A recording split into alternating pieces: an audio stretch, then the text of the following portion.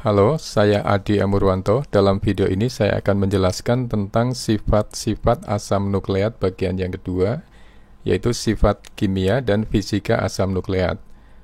Topik yang akan dibahas adalah stabilitas asam nukleat, pengaruh asam, pengaruh alkali, denaturasi kimia, viskositas, dan kerapatan apung. Bagian yang pertama yaitu stabilitas asam nukleat. Stabilitas asam nukleat dilakukan dengan beberapa cara. Salah satunya adalah dengan penggunaan ikatan kovalen yang merupakan ikatan yang kuat karena dilakukan dengan pemakaian bersama elektron antar atom. Sebagai pengingat, atom merupakan unit terkecil suatu materi yang menyusun unsur kimia. Atom terdiri dari inti proton dan neutron, dan elektron yang ada dalam orbit di sekelilingnya. Ini adalah gambar ikatan kovalen antara gula dan basa. Lihat maksudnya pemakaian elektron bersama. Ikatan fosfodiester juga merupakan ikatan kovalen yang mengikat tulang punggung gula fosfat. Perhatikan, fosfat mengikat gula pada posisi 5 dari 1 gula dan posisi 3 dari gula berikutnya. Angka 2 pada deoksiribosa menunjukkan perbedaan DNA dan RNA pada posisi kedua dari atom C. RNA dengan gugus hidroksil atau OH, DNA kehilangan atom O atau kehilangan gugus hidroksil pada posisi kedua tersebut.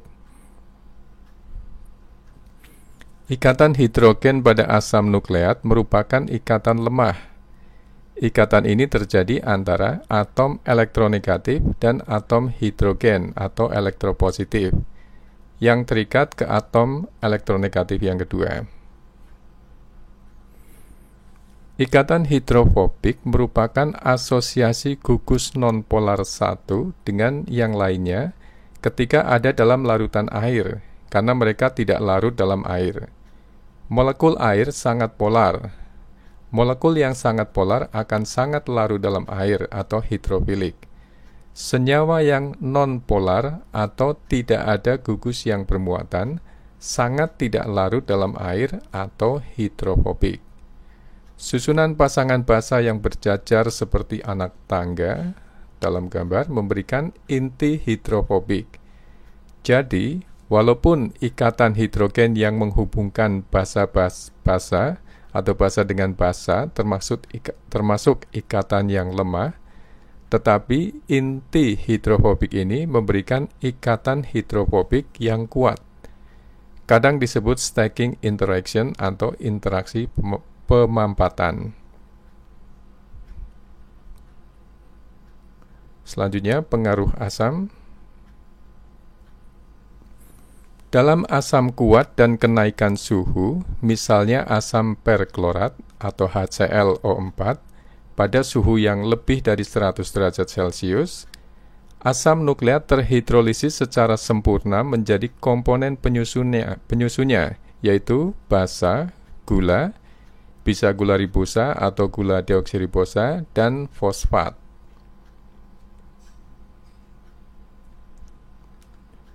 Dalam asam mineral yang lebih encer, misalnya pada pH 3-4, ikatan yang paling mudah terhidrolisis akan dihancurkan. Ikatan glikosilik yang menghubungkan basa purin dengan cincin ribosa akan diputus atau dihancurkan sehingga asam nukleat menjadi apurinik atau kehilangan purin. Pengembangan metode dengan menghilangkan basa yang tertentu merupakan dasar dari metode sequencing secara kimia yang dikembangkan oleh Maxam dan Gilbert. Selanjutnya, pengaruh alkali. Kenaikan pH di atas kisaran fisiologi, pH 7-8, menyebabkan pengaruh ringan terhadap struktur DNA. Pengaruh alkali adalah untuk merubah kondisi tautomerik basa. Basa ada dalam keseimbangan bentuk keto dan enol, lihat gambar 1 dan 2. Pada pH netral, bentuk yang paling umum adalah bentuk keto. Gambar 1. Peningkatan pH atau pada pH yang tinggi akan merubah basa menjadi bentuk enol. Gambar 3. Ketika molekul kehilangan proton karena muatan negatif, akan lebih stabil pada atom oksigen elektronegatif.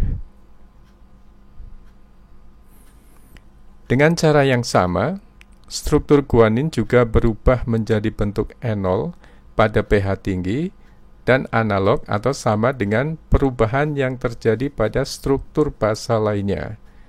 Hal ini mempengaruhi ikatan hidrogen antar pasangan basa, menyebabkan struktur untai ganda DNA rusak dan DNA menjadi terdenaturasi. Pada RNA, denaturasi yang sama pada daerah helix akan terjadi pada pH yang lebih tinggi. Tetapi pengaruh ini akan semakin terlihat dengan kerentanan RNA untuk terhidrolisis dalam alkali. Ini terjadi karena adanya gugus 2-OH pada RNA yang secara sempurna diposisikan untuk berpartisipasi dalam pemutusan tulang punggung dengan memutus intramolekul pada fosfat yang diikat dengan ikatan fosfodiester. Reaksi ini distimulasi oleh pH yang tinggi karena OH beraksi sebagai basa umum. Produknya adalah 5 OH bebas dan 2,3 siklik fosfodiester yang selanjutnya dihidrolisis menjadi 2 atau 3 monofosfat. Bahkan pada pH netral, RNA lebih rentan terhidrolisis daripada DNA, yang tentu saja tidak memiliki 2 OH. Ini adalah alasan yang masuk akal mengapa DNA hanya memiliki 2 deoksiribosa, karena fungsinya sebagai pembawa atau penyimpan informasi genetik memerlukan stabilitas yang sangat tinggi. Berikutnya, denaturasi kimia.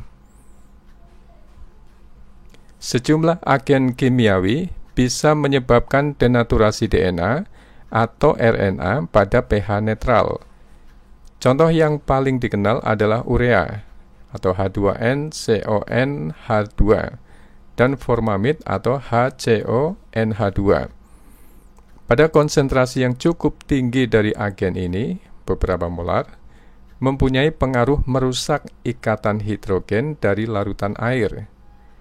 Hal ini berarti bahwa stabilitas energi struktur sekunder asam nukleat yang disebabkan karena pemisahan air dari antara susunan basa-basa hidrofobik menjadi berkurang dan untai mengalami denaturasi. Berikutnya, viskositas. DNA seluler sangat panjang dan tipis secara teknis, memiliki rasio aksial tinggi. DNA diameternya sekitar 2 nanometer dan panjang bisa mencapai ukuran mikrometer, milimeter, atau bahkan beberapa sentimeter pada kromosom eukariot. DNA juga merupakan molekul yang cukup kaku. Konsekuensinya, DNA adalah larutan dengan viskositas yang tinggi. Molekul DNA yang panjang dapat dengan mudah dirusak, baik dengan cara perusakan fisik maupun dengan sonikasi, atau suara dengan intensitas yang sangat tinggi, seiring dengan pengurangan viskositas. Sensivisitas akibat perlakuan fisik merupakan masalah jika molekul DNA yang besar akan diisolasi secara utuh. Walaupun sonikasi bisa digunakan untuk menghasilkan DNA dengan panjang rata-rata yang tertentu. Perlu dicatat bahwa perusakan secara fisik maupun sonikasi tidak mendenaturasi DNA. Mereka hanya mengurangi panjang untai ganda molekul dalam larutan. Berikutnya, kerapatan apung. Analisis dan purifikasi DNA dapat dilakukan berdasarkan kerapatan.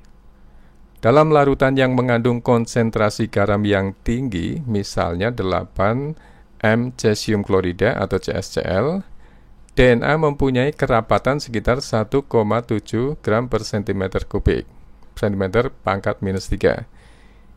Jika larutan disentrifuge pada kecepatan yang sangat tinggi, garam cesium yang rapat akan cenderung bermigrasi ke bawah tabung, menciptakan gradasi kerapatan. Pada akhirnya, sampel DNA akan bermigrasi menjadi pita yang jelas pada posisi gradasi sesuai dengan kerapatan apungnya. Teknik ini disebut sentrifugasi gradasi kerapatan seimbang atau sentrifugasi isopiknik. Karena pada posisi ini, RNA akan mengendap di dasar tabung dan protein akan mengapung. Teknik ini akan menjadi cara yang efektif untuk memurnikan DNA dari dua kontaminan ini, yaitu dari RNA dan protein. Cara ini juga berguna untuk analisis, karena kerapatan apung yang tepat dari DNA merupakan fungsi linear dari kandungan G plus C. Demikianlah pembahasan kita tentang sifat kimia dan sifat fisika asam nukleat. Semoga topik ini menambah wawasan saudara. Jika ada yang masih kurang paham, silahkan diulang atau direview sampai saudara benar-benar paham. Silahkan beri masukan ke saya apabila ada kesalahan tulis atau lisan, atau komen di bawah untuk perbaikan pembelajaran yang akan datang. Jika saudara anggap video ini bermanfaat, silahkan share ke teman-teman saudara yang membutuhkannya. Tetap semangat dan fokus dalam belajar. Terima kasih.